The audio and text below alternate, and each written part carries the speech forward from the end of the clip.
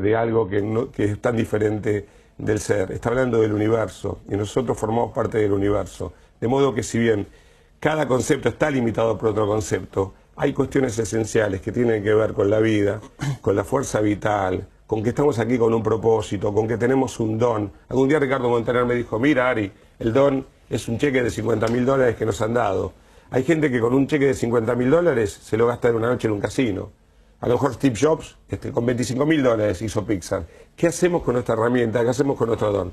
Por último, si contamos con el complemento divino, espiritual, me parece que podemos fluir y tener una vida mucho más plena. Y si así no fuera, no hay obligación. Hay quienes lo necesitamos. En mi caso, mi insatisfacción me hizo ver que cuando yo conecto con quien soy esencialmente, me va mucho mejor. Quizás la disposición que mejor podríamos desarrollar, siguiendo esta idea de Ari, para luchar contra el ego, que sería la falsa autoestima, si queremos llamarla así, sería la empatía, el ponerse en el lugar del otro. Y si tuviéramos que decir qué podemos hacer para bajarnos de ese ego, de ese lugar que tenemos los porteños y de los que se burlan los latinoamericanos cuando viajamos por el mundo, yo diría la empatía, ponernos en el lugar del otro. Y quizás sea la clave para buena parte de los problemas sociales, para poder desarrollar otros niveles de equidad en la sociedad, para poder convivir mejor en la vida cotidiana. Quizás la clave tenga que ver con eso, con la célebre frase que no voy a mencionar en un contexto religioso, sino laico: no le hagas a tu prójimo lo que no quieres que te hagan a ti mismo. Sigue siendo la gran frase filosófica para poner en práctica. Ali había dicho algo muy lindo que me gustaría simplemente agregarle. Nuestras emociones cambian todo el tiempo. Cuando nuestras emociones cambian, cambia nuestra respiración. Si nosotros, en vez de ser una marioneta de la respiración, que es mi respiración actúa según mi emoción, aprendemos a usar la respiración para transformar las emociones, lo que vamos a encontrar es que podemos nosotros detener durante un instante el tiempo y asentarnos en este momento, y si yo estoy acá y ahora, puedo generar y descubrir la empatía de la que vos hablás. Es imposible tener empatía si mi mente está en el pasado o en el futuro. La única forma de sentir empatía es estar conectado acá con este momento. Se dice que el único tiempo que reconoce la conciencia es el presente. ¿Y el presente qué es? ¿Qué nos ha dado Dios o el universo o la inteligencia superior? Un regalo, eso es un presente. Si yo estoy acá enfocado en este programa, me va a salir mucho mejor que si pienso, después de acá me tengo que ir al médico, después estoy en presencia, estoy aquí. Algo muy importante que decía la doctora, hoy vemos, el mes pasado yo estuve hablándole a 1.300 directores de colegios de X provincia, y hay una gran preocupación porque hoy los chicos hay un nivel de violencia muy grande y lo que falta es nuevamente recuperar los valores, y uno de estos es la empatía, ponernos en el zapato del otro. Creo que la espiritualidad nos tiene que dar esa calibración con el otro. Si yo hago algo, ¿cómo va a hacer o afectar al otro? Y el otro elemento, la respiración, me encanta el concepto, le sumaría a la respiración revisar nuestras creencias. Seguramente este párrafo ya lo escucharon en los últimos 10 días, porque desde que Steve Jobs murió, entre las cosas maravillosas que hizo fue también decir cosas. En 2005 habló en la Universidad de Stanford y es muy conocido este discurso, pero viene a cuento de lo que están hablando, ¿no? Que él había leído a los 17 años esta cita que decía algo así como: si vives cada día como si fuera el último, algún día tendrás razón. Y él dice que eso lo marcó y que cada mañana se miró al espejo y se preguntó: si hoy fuese el último día de mi vida, ¿querría hacer lo que voy a hacer hoy? Y si la respuesta era no, durante muchos días seguidos, se lo preguntaba todos los días, entonces sabía que tenía que cambiar algo, si era el último día y no iba a hacer lo que quería. Recordar que voy a morir pronto es la herramienta más importante que yo encontré para ayudarme a tomar las grandes decisiones de mi vida, porque prácticamente todo se desvanece frente a la muerte, dejando solo lo que es verdaderamente importante. No se dejen atrapar, les dijo a los estudiantes, por el dogma, que es, hablando de creencias, por eso me acordé, que es vivir según los resultados de pensamientos de otros. No dejen que el ruido de las opiniones de los demás ahogue su propia voz interior. Y lo más importante, tengan el coraje de seguir a su corazón y su intuición. Algunas de las cosas que dijo, porque dijo: no le tengan miedo al ridículo, sigan adelante sus decisiones, las que sientan que tienen que ver con su corazón, y así terminarán haciendo lo que quieren hacer. Me gustaría, Jobs, un ejercicio muy lindo que se puede hacer, que es no vivir como si fuera el último día, sino vivir como si fuera el primero. También, y eso te da asombro. Y dos cosas más sobre eso muy importantes. Porque sin asombro es muy difícil encontrar satisfacción, felicidad. El asombro es una parte fundamental de nuestra vida. Pero porque decía algo que es muy importante ya en lo periodístico también, nosotros que trabajamos con el rigor. Él también decía esto porque hace un año le habían decretado Le habían diagnosticado el cáncer Entonces de esa experiencia páncreas. lo modificaba. Y otra cosa que también él decía es que la línea de la vida es una línea de puntos que se extiende hacia atrás, de modo que mucho de lo que me pasa hoy no entiendo, no comprendo. Lo voy a entender después. ¿Qué propósito tiene? Y más adelante entiendo para qué sucedió, ¿no? Sí. Lo que quería decir es lo siguiente, no confundamos aquí con que lo que no está avalado por la ciencia no es verdad.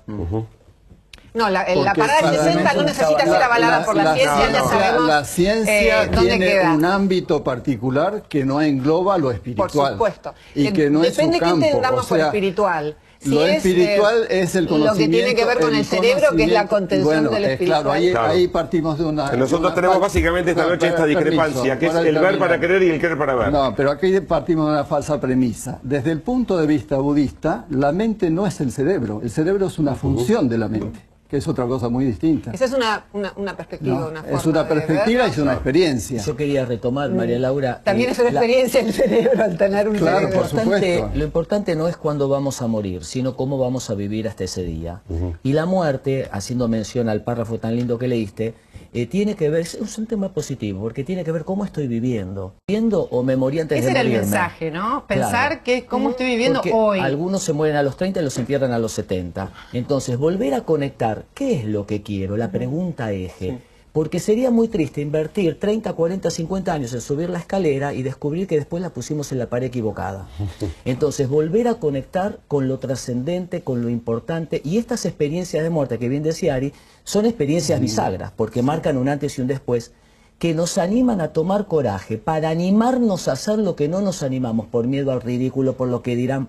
Volver a conectar y ser un poquito más valiente. Religar, religión. Yo Ahora, hay gente que se complementaría esa pregunta... pregunta con el ¿qué quiero en el contexto de una sociedad justa? Los antiguos griegos no concebían la posibilidad de salvarse solo, los mayas solo tenían una salvación colectiva, no una salvación individual, como en la escatología cristiana, y yo diría que un problema que tiene el discurso de la autoayuda, que por supuesto cuenta con buenos libros y con libros más o menos y con libros malos, es el universo se termina en el individuo, y me parece importante plantear la pregunta del bienestar en el contexto de una sociedad que cuente con equidad. Vinculado Si no, con lo de es Bernardo, imposible el bienestar individual a costa del malestar Y la ajeno. gente se pregunta muchas veces si hay vida después de la muerte, y tal vez habría que preguntarse si hay vida antes de la muerte. Esa es la pregunta de Woody Allen, muy buena pregunta.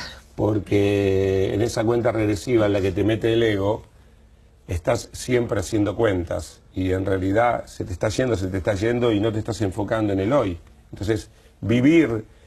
Y esto del ego, ojo, que aunque los latinoamericanos tienen tanto ego como los argentinos, porque el ego no es egoísmo, el ego también es envidia, el ego también es miedo, el ego también es rencor. Entonces los argentinos son fanfarrones, pero vamos a suponer que un país llamado Platanunia son envidiosos y también tienen ego. Esto es un mito de que el argentino tiene más ego, tiene más petulancia o jactancia. Pero hay otros que son más resentidos y hay otros que son más envidiosos. Entonces el ego engloba todas esas emociones negativas, no solamente al pedante. Hay una anécdota que dice que una mujer miraba por la ventana la ropa que había colgado la vecina y decía, ¿vos te parece? Fíjate, no le lavó la ropa a los hijos, qué mala madre. Al otro día vuelve a mirar por la ventana y dice, mirá, no lava las sábanas, pero qué sucia que es. Y al otro día vuelve a mirar por la ventana, pero mirá la ropa, no le lava la ropa a los hijos, al marido. Al otro día vuelve a mirar y ve toda la ropa colgada limpia. Le dice al marido, che, mira, parece que la vecina empezó a lavar la ropa. Y él le dice, no, vieja, yo lavé nuestra ventana. Entonces creo que la espiritualidad lo que hace es que lavemos cada uno nuestra ventana y empezar a mirar qué cosas tenemos que cambiar, crecer, a qué cosas, Jesús decía que el que pierde su vida la va a encontrar. Hay cosas que tienen que morir de nosotros, que tenemos que transformarlas, y hay potencial social, valorativo y de justicia y de amor enorme que tenemos, de solidaridad que tenemos que liberar. Bueno, Ahora, concretamente... En ese caso, Buda diría, por ejemplo, uno tiene que superar a través del autoconocimiento, tiene que superar la ilusión del ego. Porque todos decimos, ¿cómo luchar contra el ego? Eso es como un boxeador que está finteando en la sombra, pero sería un tonto reconocer que la sombra tiene una realidad en sí. El ego no tiene ninguna realidad. El ego es una construcción simplemente de un error primordial. Muy difícil luchar contra la falsa Por autoestima, supuesto como le hemos que puesto. es un punto que es muy clave y crítico, desde el punto de vista de la comprensión popular, podríamos decir. Claro. Ahora, para los que están viendo, puede causar miedo también. Vamos a hacer una pausa ahora y me gustaría que después de la pausa nos explicaran cómo llegar a esto, ¿no? Cuáles son las herramientas concretas. Bajémosla a la cosa práctica, ¿no? A la vida cotidiana. Sí. ¿Qué hace Ari? ¿Qué hizo para sentirse mejor? ¿Cómo es eso de respirar según el arte de vivir? ¿Cómo es la meditación para los budistas concretamente? ¿Cómo se lleva a cabo? Y Bernardo, que además es psicólogo, seguramente sabe que hay técnicas terapéuticas que también nos ayudan a sentirnos mejor. Ahora no más.